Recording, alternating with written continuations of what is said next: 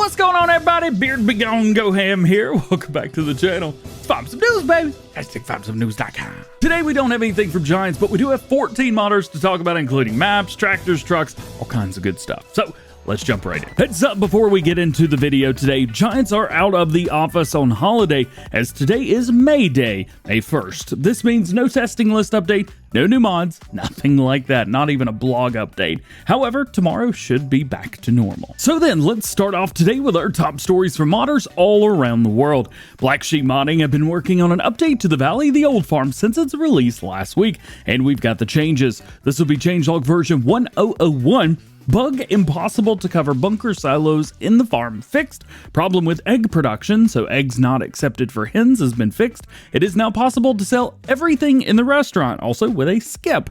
The sidewalks no longer make vehicles fly, which is a problem that I've had. The dirt road has been resized. Flying carpets of Aladdin have been removed. Several bumps and holes have been fixed. The workshop gate has placed back on the ground again.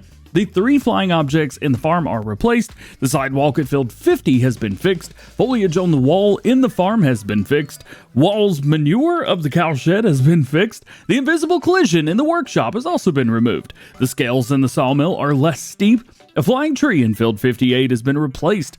Level 2 bumpy areas near the sawmill, whatever that means.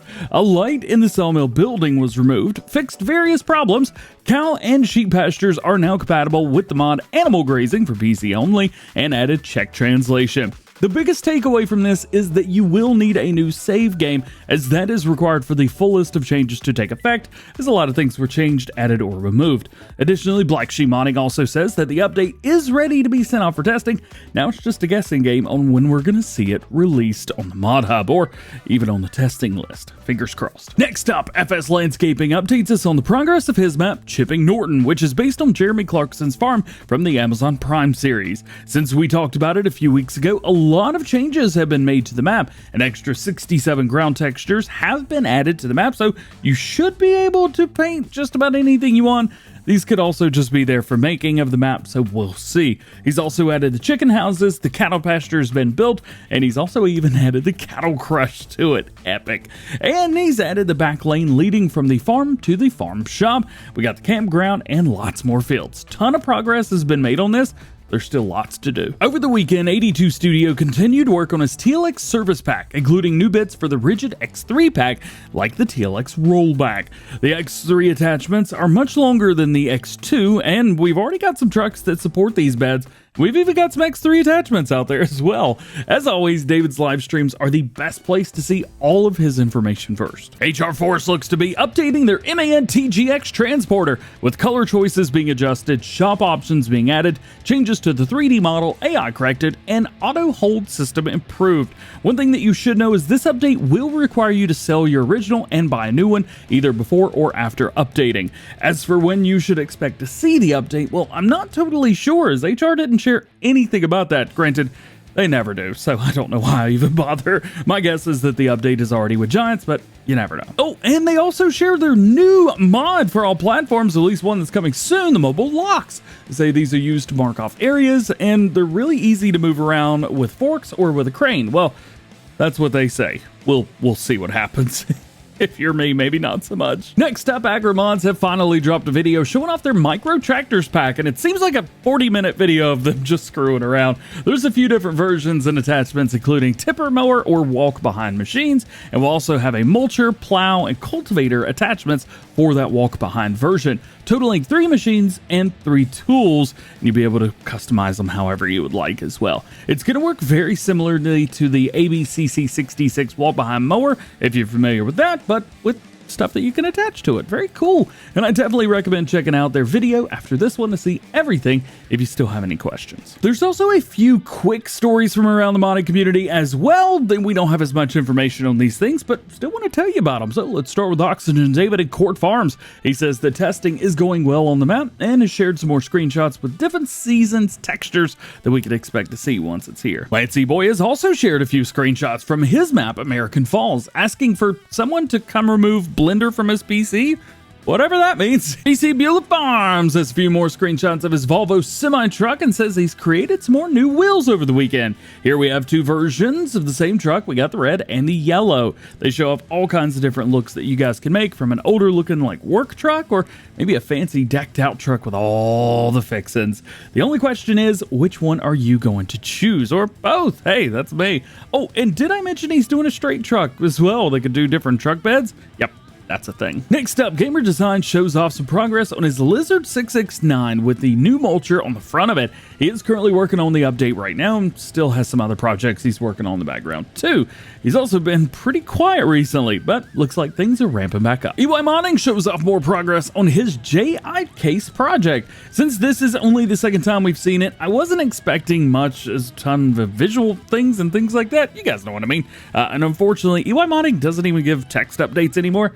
Just short videos, so we have to compare one to the other. Caston18 shared a fact sheet of his upcoming Zetor Crystal 12045 small tractor. I never know how to say 5 numbers in a row like that.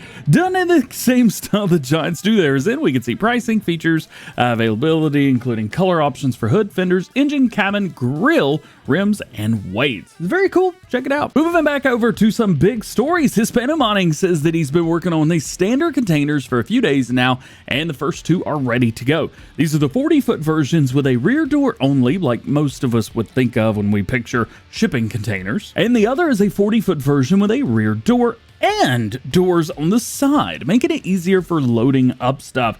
Also included will be the 45-foot versions, as well as the 20, 25, 30, and 35-foot versions. Additionally, they will all have auto load like the flat racks do, which is great news. Oh, and he did mention that the pivots did fail testing last week on Thursday, but it was an easy fix. He got it done, and they're already back with Giants as of late last night. Keep an eye out for those on the next testing list, or maybe later this week. ADA Modding's adding some more goodies to his IBC And Pallet stack mod. Goodness gracious, how much more stuff can he fit in this? Well, at least it's liftable pallets and bales from Yoast Modding. You can add those. That's pretty cool. There's going to be normal versions plus liftable versions of pallets and bales now in the pack, and it will even include all of the tools that you need to operate it with liftable bales to move and create them. How cool is that? And lastly, today we have information on the next FDR logging update. Well, more information that we had last week anyway. We got the date! The update's going to drop this Friday on May 5th for PC players on the FDR Logging website. Due to the amount of changes and physics updates, FDR Logging do say that all old save games will not be compatible with the new mods. For this one, at least, you need to do that. It will be a clean start and will ensure no problems with components missing or any other physics issues. Just like this segue to the outro, it's to ensure that you know that just like every episode of Farm Sim News, links to everything we talked about today can be found in the description, and you can check out this entire video in the form of a news article of FarmSimNews.com thanks to Yoast Modding. Remember, there's no release dates for mods, so no one knows when any mod's going to be released, and if I didn't talk about something that you want to know about, that just simply means that there's no new information on that topic at the time of recording this video. So make sure you guys stay tuned to the channel for updated information on everything that you need to know about going on in the world of Farming Simulator. Well guys, that's it for today. Hope you enjoyed the video. If you did, drop a like on it, get subscribed if you're new, join the DjGoHam fam. Make sure your notification bells are on as well. That way you never miss daily Farming Simulator videos here on the channel. What's up? Hope you have a great day. We will see you later. Peace.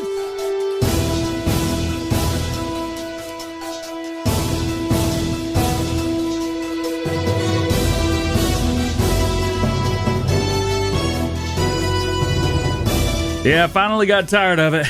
I had to shave the beard, man. It's like an inch and a half. Also, balloons are gone.